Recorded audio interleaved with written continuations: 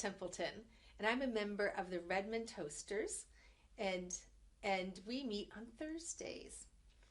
Today's speech is called Remember Your Gloves, and it's number 8 from the Competent Communicator Manual. And I got really lucky with this speech because it kind of wrote itself. You see, I heard someone give a similar speech at a Toastmasters conference last year, and I thought, my club needs to hear this. This is really helpful.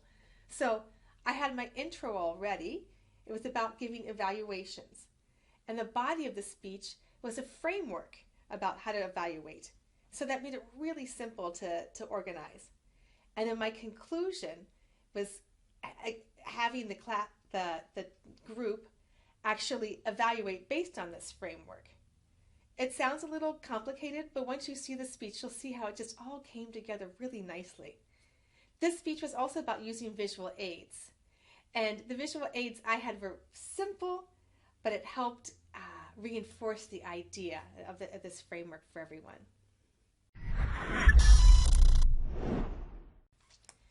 Do you remember your first Toastmasters meeting? Did you feel shy or scared or awkward? And then you realized, they're not going to make me speak today, so relief. But I'll tell you, one of the most awkward parts for me was after someone else finished speaking and they handed out that evaluation note. And they told me I was supposed to evaluate people. And my first thought was, I'm here to learn how to speak. I don't know what I'm supposed to evaluate on. How am I supposed to know what's good or bad? When I went to the Toastmasters conference about a year ago, Richard Ripley gave a talk on how to do evaluations. And it was so helpful. At the time, I said to myself, I've got to tell my club this. I thought, I'm sure they know it already. But I found out they actually didn't. So here's what the whole speech is about. Putting on your gloves.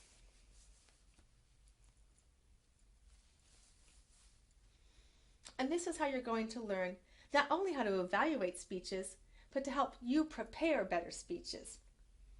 So GLOVE is the acronym that encompasses all the main elements of speaking. Now, G. Anybody have a guess what G stands for?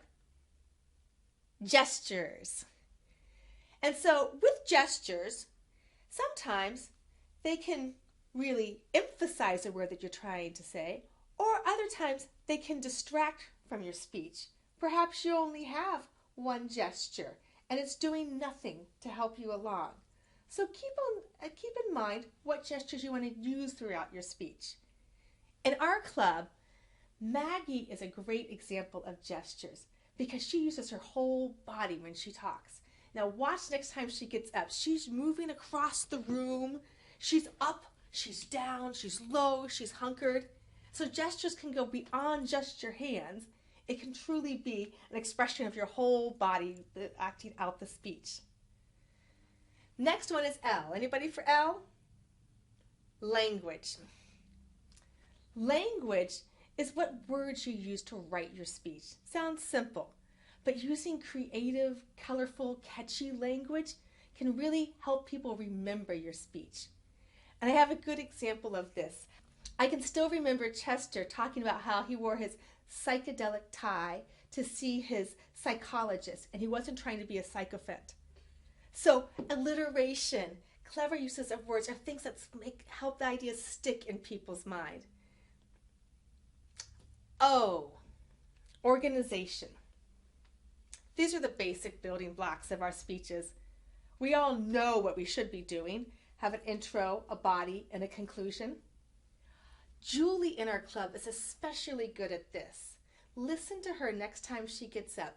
When she does her intros, it's always interesting and compelling, but she also tells you what you're going to learn about and why you're going to learn about it. And she draws you in every time. And then, of course, throughout her speech, she's got all of her points to back up her different line of reasoning.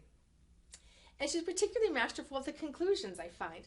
She'll summarize what she's spoken about, but she usually adds in like a little insight, a little golden nugget of wisdom, just to stretch your thinking a little bit longer about that topic. Organization, something we all have to do when we're creating our own speeches. It's an easy thing to evaluate in watching others. So, V. Anyone? Vocal variety. Now, vocal variety can mean a lot of things. For example, we've got some people in our craft group that like to talk really fast, they get really animated and excited when they're talking like this. And then we have other people like Chris who use quiet and pauses to catch your attention.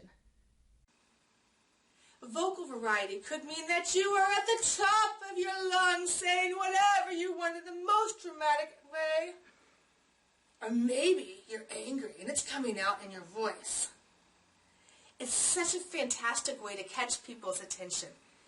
We have folks like Alexis, who's a professional voice coach, and she'll have different voices for every character she talks about in her speeches. And so you're constantly following the story with these voices along with her. And our last letter is E. Anyone know what that stands for? Eyes, expressions. So we know what we're supposed to be doing. We're supposed to lock onto people's eyes. They can't look away. They have to listen to us because we're staring right at them. But you can also use your eyes as a gesture. I think it was Olga who was doing a humorous speech. And at one point she was looking up at the ceiling, grasping for the right answer. At another point she was down at the floor, emitting shame and defeat. So eyes can be more than just capturing attention. It can be a way of expressing the words themselves. So there we have it. Glove. Easy. 5 things to remember, 5 elements. And these are not just the elements that you evaluate on.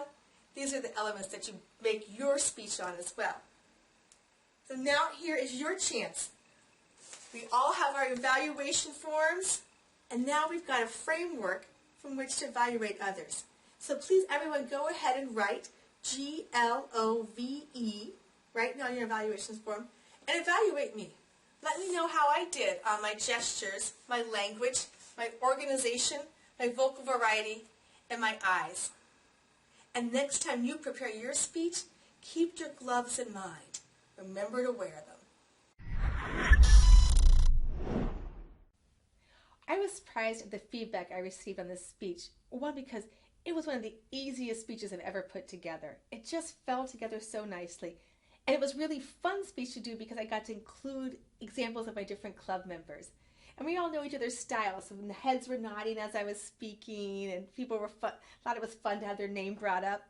So when I was looking at the evaluations, I remember one person said, I think this is my favorite speech I've heard here at Toastmasters. I was like, you're kidding me. Favorite speech? Because we've had so many good speeches. But I think it was because it was a learning speech. It was something they could apply practically right then and there. And up until this point, we hadn't had too many educational speeches in our club, especially ones that were pertaining to speaking. So I think it kind of hit a right chord with people at the time. Another thing that people loved were my gloves. Simple gloves. They said they found themselves, their eyes were watching the gloves all the time, and it was such a dramatic way to emphasize what I was saying. And I hadn't really intended to be so dramatic. I just thought it was a nice little gimmick that fit with my story. What constructive feedback did I get? Well, honestly, I didn't get much. And people reacted so positively to this speech. They loved the examples. And they thought that was one of the strengths of the speech is not only did I talk about what you do, but I demonstrated what you do, and I provided examples of other people and how they use these different elements in their speech.